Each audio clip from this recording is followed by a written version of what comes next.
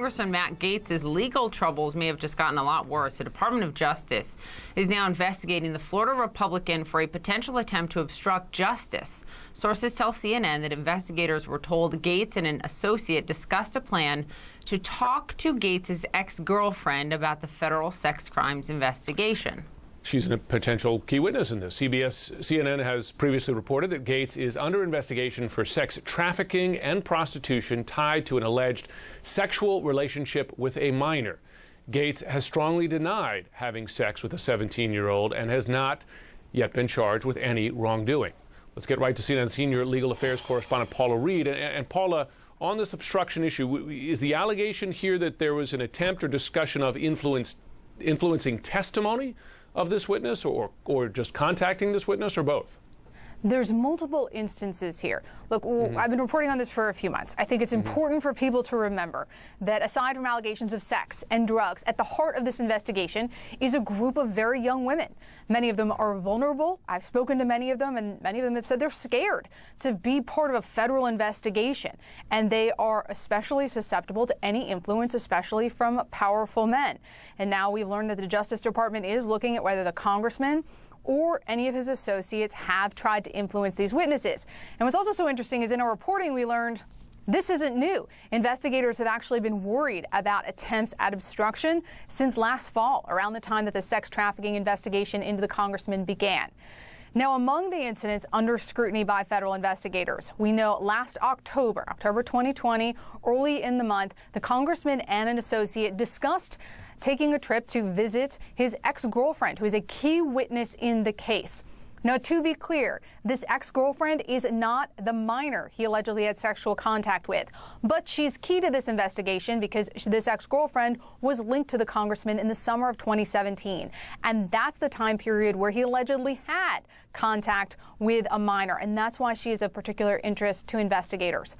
Now, Politico was first to report the obstruction investigation late last night, and they say that investigators are also looking at a call between the ex-girlfriend and a witness that the congressman was eventually patched into.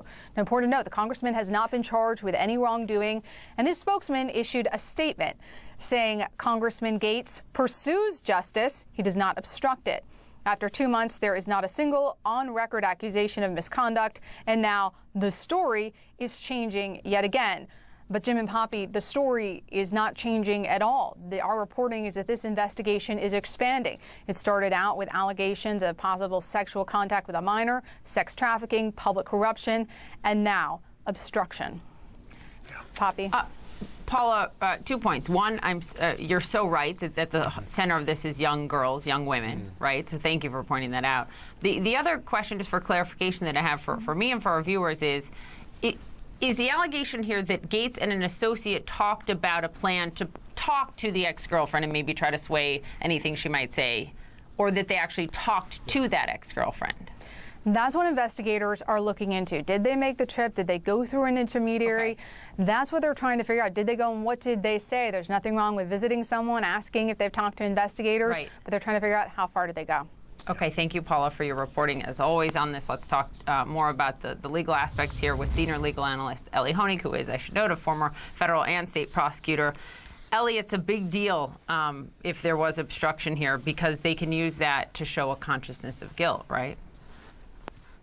Yeah, Poppy, this is bad news for Matt Gaetz on two levels, really. First of all, it is a federal crime and a serious one to obstruct justice. People get charged with obstruction of justice all the time. People go to jail simply for obstruction of justice commonly. And beyond that, obstruction enables prosecutors to argue to a jury what we call consciousness of guilt, meaning the really very simple, logical idea that you don't obstruct justice unless you have a reason. You don't try to get people to change or alter their testimony unless there's something that you're trying to hide. That can be a really powerful argument.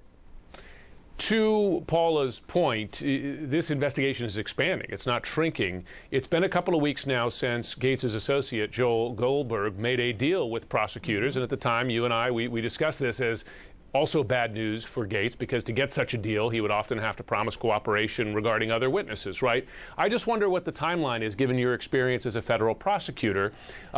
It has been an investigation that's existed for months, still no charges. Does that indicate anything to you? Yeah, Jim, so on the one hand, if you look at the plea papers for Joel Greenberg, they're really detailed. Prosecutors are making clear in those papers they have a lot of evidence. They cite texts, they cite financial records. When you look at that in a vacuum, you think they're pretty far along. They have to be pretty close to next steps. On the other hand, the nature of investigations is they tend to go off in different routes and in unexpected directions. And I think we're seeing that here. Paula said this is an expansion of this investigation. That happens all the time. You talk to one witness, they lead you to another witness. We know they're talking to the ex-girlfriend. Well, maybe the ex-girlfriend will know things that the first witness didn't know, and that'll lead you down another road. So as a prosecutor, you're trying to strike the balance between moving as quickly as possible, but also developing all the key facts of your case. Okay. Ellie Honig, thank you.